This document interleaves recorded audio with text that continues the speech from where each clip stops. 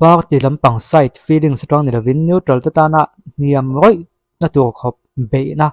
budua be na hi atam lo khop maya kan tiang e atam view mai theya ma se ke ma khre china ton tu ma hem be na lian tak mai pakhat kan om le a budua hian ram sian thapa tum hel lo pui sia siam ni achak chan hi nge ni ta bang le Innova hi ka man to taka de te mi amo to ka hi an ron pe na chan deu ni alan dan chon mo kon play chen nga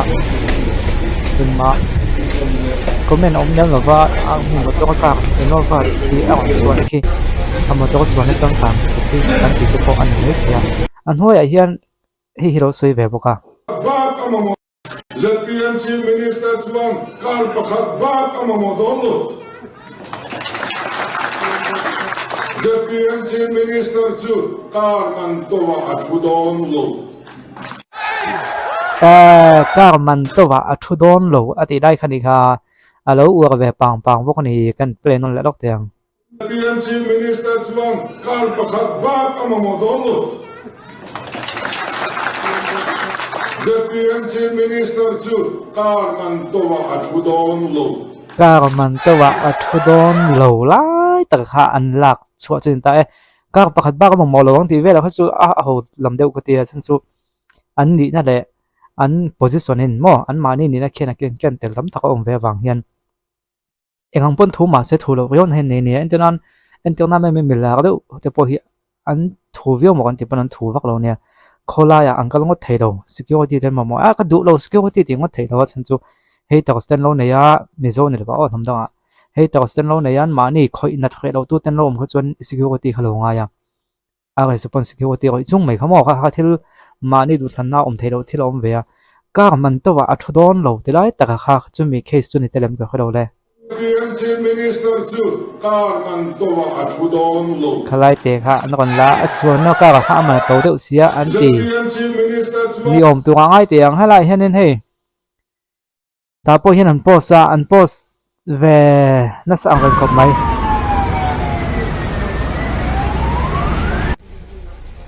thì chúng mình cần ăn thấu khăn này bé nó từ cái vang về bốc này các bạn tao vào thu đón đầu thì các bạn tao vào thu é lẹ phải cái này vô tổ là vang à tí kha ăn gol bạc chân này đâu được mấy ôm à tí kha này ngay đàn cái đầu lên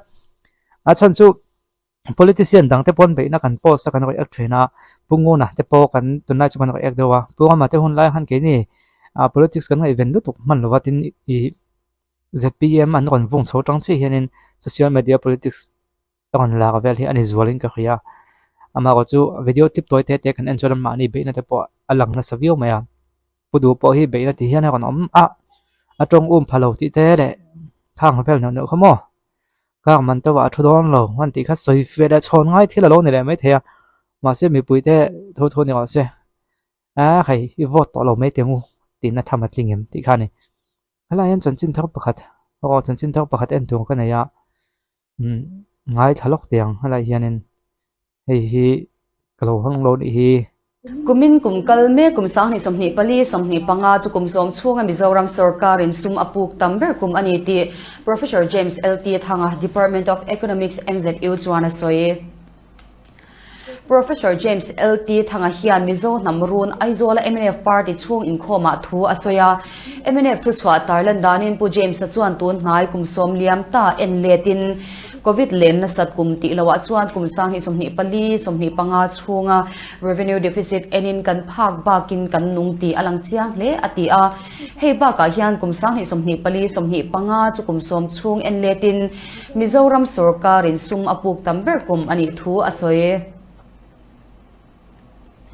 Professor James LT thanga chuan Mizoram Sarkar budget kalphung enin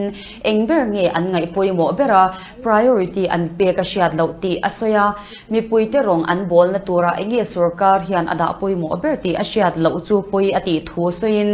Sarkar in budget aphar to chum hia Mizoram leiba chu vaibel se sang ni chuangin apun belti amu thei thule ramsum le pai din hundik tak chumi puin shia se ado thu asoya zirtir na dik dong se adu thu soin Professor James chuan bi puin an shia thiam ve phak che lo manga in soi ro puya andru rusu khlek dik lo putir tum te po an om theini in a soi pu James LT thanga chuan zalen takami puin social media manga ngai dan an soi chin chu hlu ati thu le lom om ati thu a khami chin sum le pai chung chang kha kan khriat velo thil khan on sei thina kan khriat phak velo thil khamo peina kan khriat phak chin che so kang ha to ken lo lak lai le lak buai om to ngai lova tin healthcare bill te paka bill thei do tia social media vui pung pung an om tame ulova tin khatiang neu neu ang chi akha atlem de ve ti te kha lelam pang chang chon sei kha ani vele ta ni amma ka chu kan kong te chia ti te chu siam hei tralan ni cholenga hetan la siam no fu chuanin zpm chu an vaki khram ve do amani o ti tu ha ani ve thei nga ton thral hi kan han ngai chang le ngan vaki khram don nge vaki khram kan tiam je chu vaki yan thilam bai ha ta an sei mai mai an sei khan khit tak tak lawan bo ji tak tak chong lawa an chu seyang khan anom tak tak chong lawa ti nang deu ni chu vel tu ni a ton thum zpm lam pang be na lam pang ka on da khom deu ni adang po tam bio mai leiba kan nga be tum kan puk tam bem be tum ti vel ta chu kan lo kha ve lawa lo ni tu nga ngai na khang te kha enge mi pui te khanin hai zpm chu i thak to mai tiangu kong wa si thang le to me ngu kan ti dong e mne fi thang lo to me ngu bjp na so ka lo bjp thang te ngu kan ti donen ko me na kan lo se don ni o hela hen thil pakhat ka sefa tunai chu zai lak do me oma kan khafe ka nga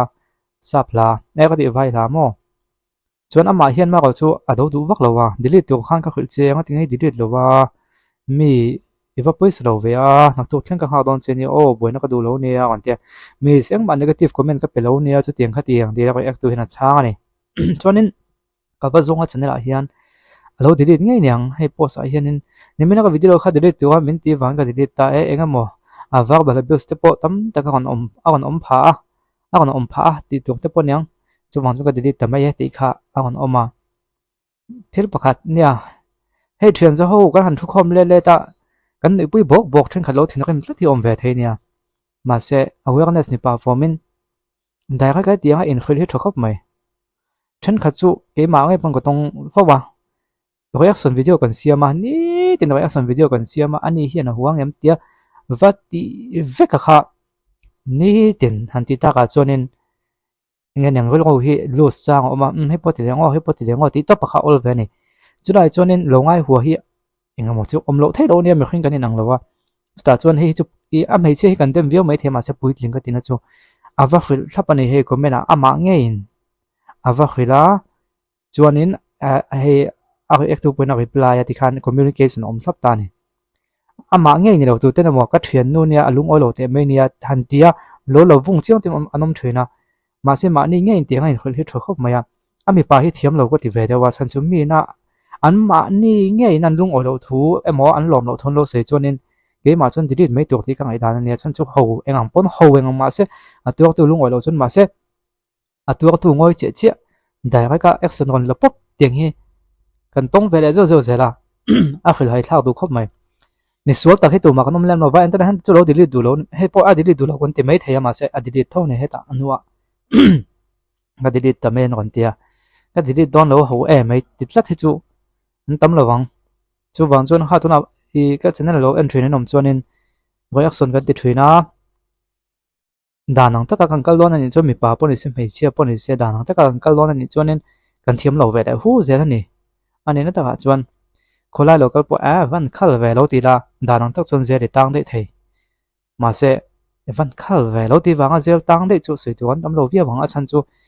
khosak ho na hianin indok ton na hi poi mo em kan indok ton na thil soi fel thei te thil ti dun thei te elo ni mo ti thei te om thina chu mi thu la chuanin hei awareness tan ka kon tak lang ve mai ni kan lung oi lo ni chuan kan lung oi lo na kha ke ma ni nge in pa ngai takin kan va soi theya kan soi ton hu puwa min ngai zaman chen thu kan ni ta se then kha chu an thian ten soi ti wa an thian ne ni lo kha kan ho to si lo kamera chung kan phek en fek to sia kha lai te kha aboi thak an ma ni nge na an ti ngoi chun he chu fake account ni lo ve thu di kan ni ye he then kha pe chu ama pe chung ke chu ko holo ho lu tuk an lo ti le de te ta kha tiang tha thilom be thei ni ti te kha ka han soi do ni chu ole du tok phot teng tun trum chu in attack na lam pang hiam ron na khom deu ni e